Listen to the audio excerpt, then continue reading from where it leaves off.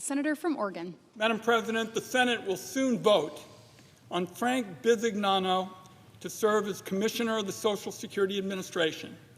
I came to the floor last week to lay out my concerns surrounding the confirmation process for Mr. Bisignano.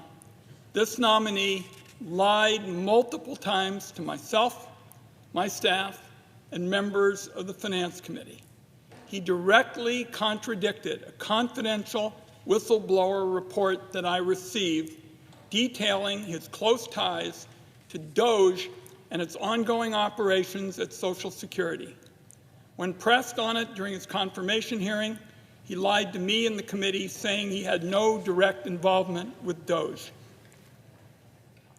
He has made a very lucrative career out of being the guy who swoops in to failing businesses, guts them from the inside out, and moves on to the next target.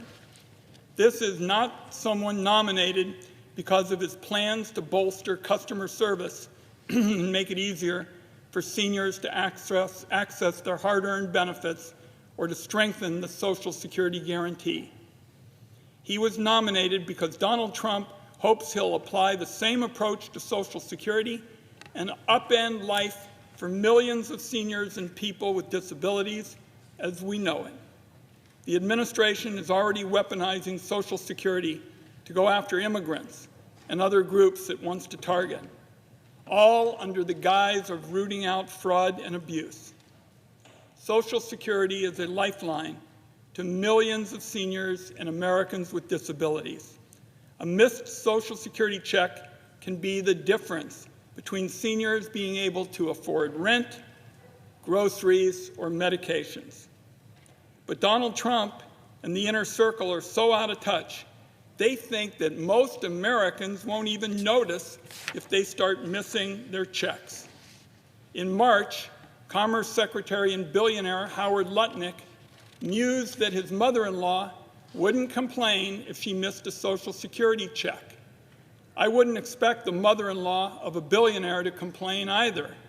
But for the rest of America's seniors who aren't lucky enough to have a billionaire son-in-law, a missed Social Security check will be the difference between being able to put food on the table, keep a roof over their head, and get their prescriptions at the pharmacy. Mr. Lutnick went on to say that anybody who did complain of a missed Social Security payment is a fraudster. That is some top-tier gaslighting if I've ever heard it. Lay the groundwork for Americans to miss their checks, and when they do, immediately write off anybody that complains as a fraud.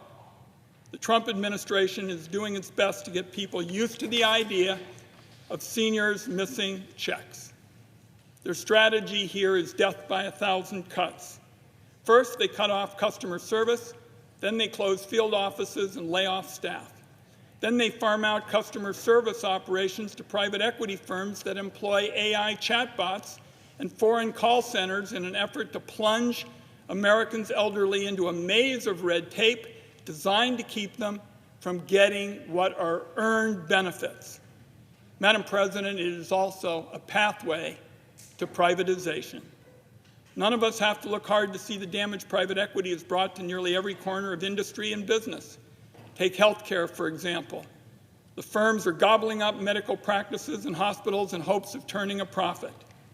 They've turned the simplest task of scheduling a doctor's appointment into an Olympic sport, forcing patients to navigate phone trees or automated online systems that don't offer any real help. And if patients need to get life-saving treatment, health insurers like United Health deploy AI programs to deny claims left and right. But this is exactly what Trump is hoping Mr. Bisignano is going to do. Gut Social Security from the inside out, then you can sell the parts off to the highest private equity bidder and make it harder for everybody to get their money. The goal is to break the system so thoroughly that Americans buy in and they can privatize the system entirely. Everything the Trump administration is doing is part of an agenda that's going to make families poorer, sicker, and less safe than ever before.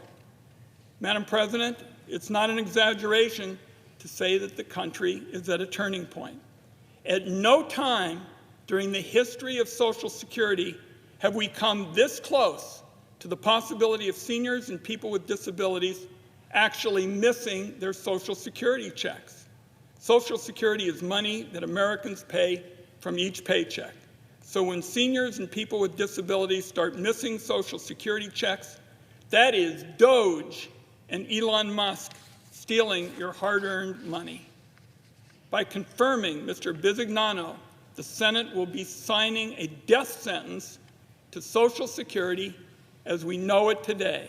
Republicans will be responsible when your grandma misses her Social Security check and can't pay her month's rent.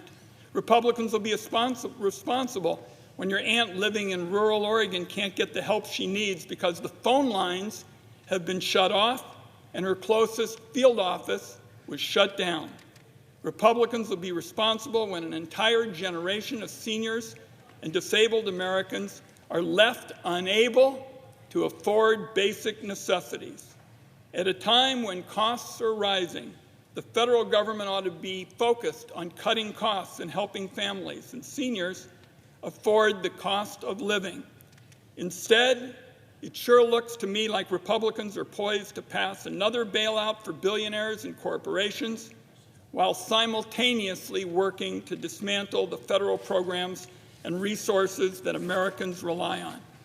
That is the Republican agenda in a nutshell, and every single member of this body that votes to confirm this nominee is going to own the consequences.